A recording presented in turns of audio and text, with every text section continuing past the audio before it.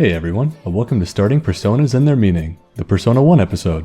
In this series, I'll be talking about the lore and importance of each party member's starting personas throughout every single Persona game. Throughout the series, the starting personas of your party hold great meaning to the characters and draw parallels to the individual throughout the story. I've always appreciated the thought that went into deciding the best mythological or historical figure that was suited to the party members you'll be spending the rest of your adventure with. This series aims to explain the importance of these choices. In this video, we'll be going in-depth over Persona 1's playable cast of characters and their unique starting personas. Also, a special guest starring in every video. Stay tuned, and spoilers ahead. First up, Naoya, the pierced protagonist. His persona is Seimen Kongou of the Emperor Arcana. Seimen Kongou is a Rakshasa in Hindu lore, as well as a protector deity in Japanese Buddhist lore. Rakshasa are often called cannibals created by Brahma's toes that bring death and disease to the world, as well as being capable of possessing humans to commit these acts. Seimen Kongou, however, turned a new leaf, and where he once brought illness and suffering, he now protects individuals from illness. He's often depicted wielding 4 unique objects: a Vajra, staff, wheel, and coiled rope. The Vajra represents the wisdom of Buddhism. The staff is a ceremonial tool that is often used in rituals. The wheel represents the Buddhist teachings of the cycle of death and rebirth. And the rope is a tool used to hunt and round up those who would do humanity harm. Specific to Persona, his design is reminiscent of the cult of Koshin, which is a folk faith in Japan with Taoist origins. Taking aspects of Shinto with Buddhist beliefs, Seimen Kongou is a being representing the 5th day of the monkey on the Chinese calendar, a day thought to be where one would most likely lose their life. To prevent the unfortunate passing of anyone, practitioners were told to gather the scrolls of Hidehiko and Seimen Kongou in order to hold a ceremony in their honor. A common representation of Seimen Kongou in the homes of practitioners were 3 monkey carvings covering their eyes, mouth, and ears, representing see no evil, speak no evil, and hear no evil, respectively. Naoya himself is a blank slate, hence why most people know him simply as Boy with Earring. But on the path to the true ending of the game, a lot can be interpreted. The choices required portray a person who is compassionate in many ways, as he values finding your personal beliefs above running from the truth, yet extremely blunt in his approach. Specifically, when you face your shadow self deep within Alaya Cavern, Naoya doesn't care about anything but his video game. This implies, prior to this adventure, Naoya was an average, self-centered teenager caring about nothing but what to do next in his free time. When faced with the horrible circumstances of the game, however, he does not shy away, and instead becomes a leader his friends can depend on for combat as well as emotional support. Much like Seimen Kongou, he turns a new leaf and refuses to go back to his hubristic life of idly passing time alone and encourages others to find their true self. No one is too late to change their ways and be a force of good in life. No matter what you did in the past, always strive to be better. Seimen Kongou's design is that of a blue humanoid with distinctly animalistic limbs and spiked demonic-looking head reminiscent of Rakshasa being depicted as demons. Despite his intimidating appearance, he is gently holding 3 monkeys with a blindfold, mouthguard, and headphones representing the monkeys of see no evil, speak no evil, and hear no evil. One of my favorite Persona designs, and a great fit for the first protagonist of the series. Masao Mark Inaba, the axe-wielding artist. His persona is Ogun, of the Chariot Arcana. Ogun, of Nigeria's Yoruba lore, was called the God of Iron. In the Yoruba myth, the gods descended from a spider web in the heavens and landed in a forest. There, they created the first humans on Earth. As time went on, the people needed more space, but all the tools they used were made of soft metal and stone, and thus were of little help with their expansion. When the gods descended from heaven, it's said that Ogun was the one among them that cleared a path with his heavenly axe and canine companion, and in his early life he was the king of Ife, a region in Nigeria. When the people of the land were in need, Ogun blessed them with the knowledge of iron he got from the Supreme Creator's very son, Olorun. Once again, Ogun cleared the path for his people's expansion. Despite all that was said, Ogun was an extremely feared being in the Yoruba religion, as he was just as likely to punish and sometimes outright attack humans than to bless them. Ogun is the god of iron, blacksmiths, and rum making, but is also a god of war and a fierce defender of nature. Even in ancient times, humanity would break the laws of nature, which would incur Ogun's wrath. His time as king was especially enlightening, as he was said to frequently attack his own people and even stabbed himself with a spear just to get away from them, which resulted in him melting into the earth. Even after becoming one with nature, when called upon by his followers, he always blesses and protects them. Mark, in Persona, is the first to berate Hidehiko about playing the Persona game. Despite this, Mark is part of the inciting incident that pushes the early game forward in an interesting way. He pushes his friends to play the Persona game to prove Hidehiko wrong, and is the character who puts the most importance on Maki Sonomura herself. Mark is a hot-headed young man who carries around an axe, weirdly enough, and is a street artist, which lends to his creative side. While he might not be the most intimidating, Mark is definitely ready to protect the people he loves, even if the party upset him from time to time. Ogun's design is what looks like a grey man wearing wrapped brown cloth stuffed with vines and an intricate iron mask. He wields a spear, much like Ogun is said to as well, although it's quite crude. The design is obviously reminiscent of the statues crafted in the region worshipping Ogun as a living, stylized creature. An accurate design, and complementary to the passionate Mark. Also, in the original American Persona release, Mark was an African American man that spoke in African American Vernacular English, or AAVE for short. I couldn't really fit it into the script, but it's worth mentioning. Maki Sonomura, the sickly sweetheart. Her persona is Maso of the Priestess Arcana. Maso, or Matsu, is a Chinese sea goddess known by many names and titles. Originally, she was a shamaness from the Fujian region of China named Lin Monyang, whose life was dated back from 960 to 987. In life, it's said that she was dubbed the Silent Girl on account of her not crying during birth and remaining silent up until the age of 4. At age 8, she mastered Confucius' teachings, and at age 11, mastered the principal Buddhist sutras. Around that time, Lin was visited by a Taoist master and was recognized for her Buddha-like nature. The master dropped off a book of lore he was carrying with him for her to study. By the age of 13, she could see into the future thanks to this book, as well as manifest her spirit in different places. If that wasn't incredible enough, Matsu started swimming at the age of 15 and soon excelled so much that she could guide boats back to shore regardless of weather conditions. On one particular night, her father and brother were out fishing when they were caught by a typhoon. Matsu could sense that they were in trouble and entered a trance in order to save them. Her mother, however, mistook her spirit projection for a seizure and woke her up, resulting in the unfortunate death of her brother. Her father would later return home thankful to his daughter, but the loss of her brother weighed heavy on her.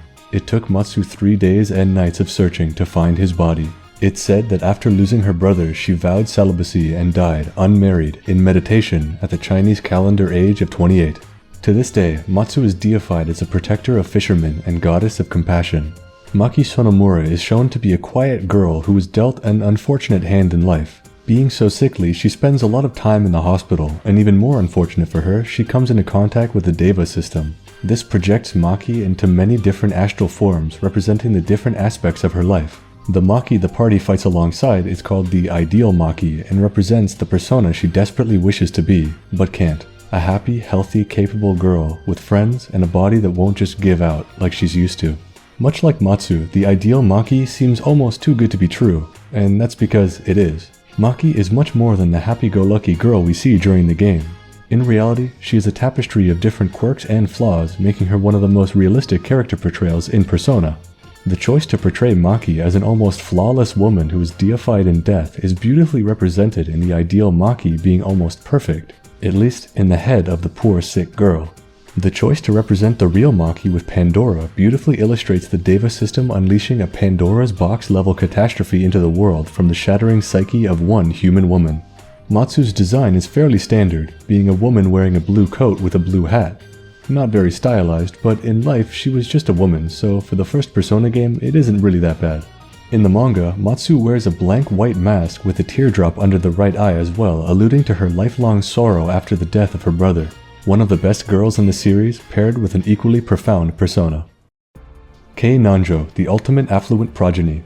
His persona is Aizen Myouou of the Hierophant Arcana. Aizen Myouou, also known as Raja, is a great wisdom king and originally a Hindu deity. When scriptures of him reached China during the Tang dynasty, his name was translated to Love-Stained Wisdom King, and in Japanese, the kanji characters read Aizen Myouou. Quite the preamble, but Aizen was a very important figure in both religions, as he is one of many great wisdom kings as said before. Him specifically being an entity that could transform worldly lust into spiritual awakening. He's portrayed with anywhere between 2 to 6 limbs. He holds in his hands a bell which calls one to awareness, a vajra, the diamond that cuts through illusions, an unopened lotus flower representing the power of subjugation, a bow and arrows shooting the arrow into the heavens, and the last arm holding that which cannot be seen, only referred to as that, Aizen sits in a full lotus position atop an urn with a fearsome red appearance. The red representing his repressed lust and passion, wild hair representing his rage, and a lion on the top of his head which eats all thoughts and desires. Aizen Myouou is so full of rage, lust, and passion it transforms into love for all creation. Kind of like in a video game, when if your score reaches too high, it resets back to 0. Aizen Myouou is considered the patron of landlords, prostitutes, and the LGBT community, eating all hate, lust, and rage, giving only love. This is going to be tough to tie back to Nanjo, but I'll do my best. Nanjo is the most level-headed and pragmatic member of the group, for better or for worse. His pragmatism is on full display even in the beginning of the game, where he petitions the player to sacrifice 2 lives to save many. His feelings spill over, however, when his caretaker and family butler Yamaoka perishes, and potentially for the first time in his life, his emotions get the better of him, culminating in the awakening of his persona, Aizen Myouou. In his rage and hate, his power awakens to bring positive change to the world. Aizen Myouou's design has, a lot going on, to say the least. Purple leather is draped over his shoulders, and he wears purple gloves that taper off into metallic fingertips. Long black stockings cover legs extending into high-heeled metal boots with what look to be handles at the heels. His head is covered with the same purple leather and embedded with small spikes. He wears a face mask which looks like metal plating falling over his body and the same metal plating falling over his waist. It's interesting to note that his skin is noticeably splotched and looks almost stained. Can't say it's what I would have picked for the character, but definitely interesting to research. Yukino Mayuzumi, the big sis brawler. Her persona is Vesta of the Emperor's Arcana. Her persona and ultimate persona are the same as in Persona 2. Since she has a much larger part in Persona 2, and I've covered her and that game's personas as well, I'll keep this segment shorter. Vesta is the virgin goddess of hearth, chastity, home, family, and sexuality in Roman mythology, with the Greek goddess Hestia as her counterpart. She was the firstborn of the Titans Kronos and Rhea, and was eaten by Kronos alongside Jupiter, who is the Roman counterpart of Zeus. Kronos ate his children due to him hearing a prophecy that one day one of his children would grow up to overthrow and kill him. Only by the good graces of Rhea did Jupiter survive. Later in life, Jupiter fulfilled the prophecy and ushered in the dominion of the Roman gods. There are very few myths involving Vesta, most involving miraculous impregnations by a phallus appearing in the flames of a hearth. It doesn't sound very pleasant. Unlike her other siblings, Vesta chose not to marry, instead devoting herself wholly to the Roman people. It could be her immense devotion to the people that caused her to do this, or the fact that she's often depicted as nothing but a living flame rather than a female goddess. Her followers are referred to as the Vestal Virgins, and one of the very few full-time clergy positions in the Roman Empire. Yukino was a delinquent before being reformed thanks to her caring teacher Seiko Takami. Still with a fiery personality, however, she is well respected by her peers and wise beyond her years thanks to her experience. Many view her as a motherly figure at their high school, and she is oftentimes the voice of reason when absurdity hits the party. While not being a main party member in the Sebek route, during the Snow Queen quest, Yukino's personality shines through, as during the beginning of the game, she sees the teacher she owes so much to, Seiko Takami, possessed by the titular Snow Queen. From that point on, she stops at nothing to save her. Yukino looks intimidating, and is even one of the few party members that starts with a weapon, being throwing knives. But in truth, she is a mature and compassionate woman. The goddess Vesta was considered a warm, motherly figure and yet had no children. She fulfilled herself by serving her peers and all humanity. Fitting that the woman who thaws the wicked Snow Queen has the persona of family and warmth. Vesta's design follows the same design motif as Motsu, that being a simple one-color bodysuit representing her element, in this case, fire. Although in-game she uses a lot more nuclear attacks. She has no legs. Instead, her bottom half tapers off into a wispy pattern, alluding to her being a goddess sometimes seen as a living flame. You could get burned if not handling these two correctly, but both Vesta and Yukino have much love to give. A great persona choice. Hidehiko Brown Uesagi, the laid-back Lancer. His persona is Nemhain of the Justice Arcana, a being in Irish myth, so that explains why the pronunciation is a bit weird. Nemhain is one of the trio of sisters that make up the Morrigan, goddess of fate, war, and prophecy in Irish mythology. The 3 sisters' names were Bavkatha, Maka, and Nemhain. The Morrigan's name means Great Queen or Phantom Queen, and she spurs warriors to do battle, knowing full well the outcome and which warriors are to die. She is one of the Tua de Danan, meaning folk of the goddess Danu, the supreme goddess of the Irish pantheon. Whether in the form of the Phantom Queen herself or any of the 3 sister incarnations, her presence is said to bring about extreme emotion on the battlefield. Bavkatha, the battle crow, brings out brutal fury not unlike a berserker. Maka was the inspiration of the term Misred Make, meaning the mast of Maka, being the heads of men slaughtered in battle, and Nevon specifically bringing out hysterical confusion in combatants. All 3 aspects of the Morrigan are wives to other gods, and she is inexorably tied to the fate of all mortals, being considered somewhat of a tutelary figure, even though she can wipe out an entire army with just her presence alone. Hidehiko is an odd character to have such a powerful persona at first, but remember, it was him that introduced his friends to the Persona game in the first place. The goddess of fate sent her aspect over to Hidehiko to cause some chaos in the world, much like Nevon is said to do in her time. Hidehiko himself is an attention seeker, but rarely takes things seriously. Little did he know what fate had in store for him and his friends. The man is usually laid back, but in times of crisis, he knows when to get serious and unleash his surprising prowess with his spear to defend people. Nevon's design is that of a humanoid white bird with red wings. The avian woman appears to be wearing plate armor and commands the wind. A wonderful fit for the man who brought so much chaos to him and his classmates. Eriko Elly Kirishima, the bewitching swordsman. Her persona is Nike of the Judgment Arcana. Nike is the goddess of victory in Greek mythology. Pretty broad domain, I know. Her name literally means victory, and she is the personification of triumph in all aspects, whether it be art, athletics, or war. Her Roman counterpart is named Victoria. For Nike specifically, she is sometimes considered an aspect of the gods Athena and Zeus, rather than her own entity, as depictions of Zeus sometimes even have him holding Nike or the concept of victory in the palm of his hands. When the goddess takes on a form of her own, she is a winged being looking incredibly similar to Abrahamic angel designs. A famous story regarding Nike is found in the Nonnos Dionysiaka. She is an emissary of Athena who is sent to aid Zeus in his battle against Typhon, the many snake-headed giant. At the end of the war against the Titans, dubbed Titanomachia, a number of the gods had fled Olympus, but Zeus remained and bided his time before the ultimate climax of the war.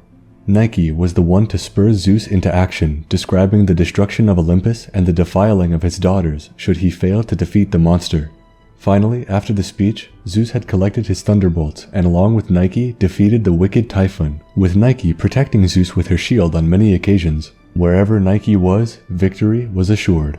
Eriko at first seems like an elegant lady with typical feminine hobbies and an assured path to success in life. Though some strange things do come up, like how she's played the Persona game before even prior to the events of the game, and her almost encyclopedic-like knowledge of the occult. When meeting her for the first time after the demon outbreak, it's worthy to note her surprise at the party having personas as well. This comment comes after she proclaims the party will have her protection as the goddess of victory. Eriko is a knowledgeable woman, but her curiosity and self-confidence get her in extremely dangerous situations. Despite all this, Eriko is the first person to give potential solutions and reassure the party of their inevitable victory. She is an invaluable asset when going through the Snow Queen quest with her occult knowledge, and when starting the Sebek route, her fearlessness is on full display as she tries to fight monsters before she even awakens to her persona. Nike's design is a pure white-winged angel with a halo. As Eriko describes, the archetypal angel whose presence ensures victory. In the manga, and as she transitioned into Persona 2, Nike took on a more metallic design, possibly to symbolize her immovable resolve no matter the danger and her propensity to shield others. A supremely confident woman matched with the goddess of assured victory. I couldn't have picked a better fit myself.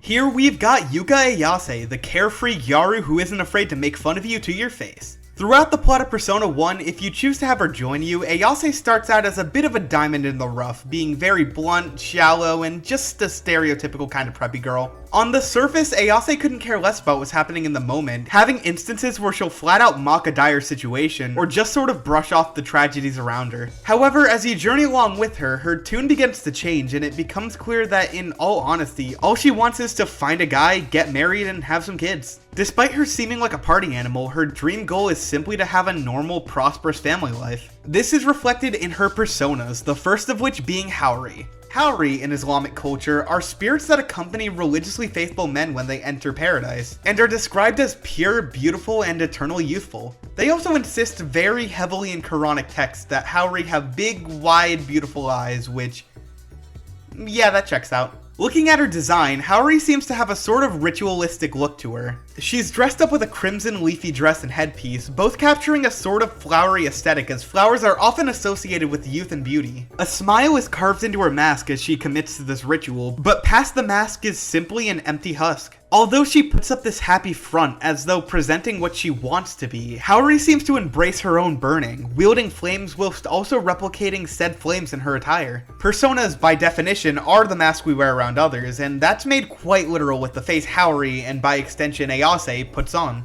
This brings us to her second persona, Freyr, who oddly enough is a man. Freyr is the Norse god of fertility, harvest, the weather, peace, sex, and like at least a dozen other things depending on who you ask. Generally speaking though, they're representative of blooming life, and he is also considered the most popular god of the Aesir, that being Norse mythology's pantheon. Even Ayase's persona can't help being the popular kid amongst their peers. When it comes to Freyr's history, a notable tale comes as he spots a fair maiden named Garor, who he immediately falls in love with and sends his page, Skirnir, to go and retrieve her for him, as everyone seemingly forbade their love. Skirnir, asking to borrow Freyr's sword and horse, eventually finds Garor and asks if she'll marry Freyr. She says no. Skirnir then proceeds to threaten and curse Garor repeatedly, basically calling her a concubine on repeat until she eventually gives in and just marries the dude. Only for Garor to eventually give in and do just that. What the hell am I reading? Freyr, I guess, still didn't have his sword though and ended up murdering some Jotun named Belly with an antler or something. I don't know, this dude's backstory is really weird and kinda messed up. Though the loss of his sword is instrumental in Freyr inevitably getting horrifically murdered by Surtur during Ragnarok. So, the sacrifices we make for love, am I right? As we look at Freyr's design, he's definitely got that antler on hand, as well as a large white cloak. Now, why is he associated with Ayase? Love? Just her general youth and spirit, I guess, but in all honesty, this might be one of the biggest stretches I've seen made for any persona in the series. Reiji Kido, the Ripped Reaper. His persona is Bres, of the Devil Arcana. Bres was the former king of the Tua de Danan, meaning folk of the goddess Danu, who will be referred to as gods for simplicity's sake. Bres was the son of a Fomorian, a type of evil Irish demonic giant. When the previous king of the gods, Nuada, lost his hand in a battle, they viewed him as imperfect and ousted him from the throne.